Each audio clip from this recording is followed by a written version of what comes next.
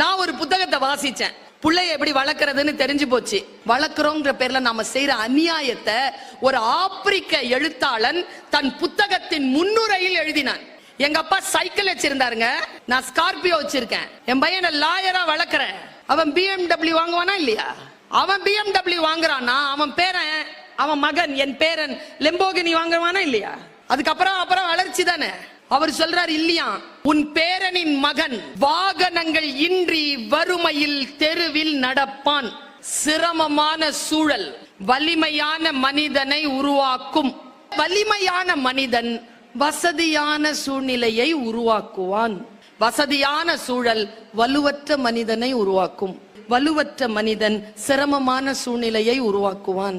சிரமமான சூழ்நிலையில் உன் பேரனின் மகன் தெருவில் வாகனங்கள் இன்றி நடப்பான். என் பேரனின் அல்ல, இங்கே இருக்கக்கூடிய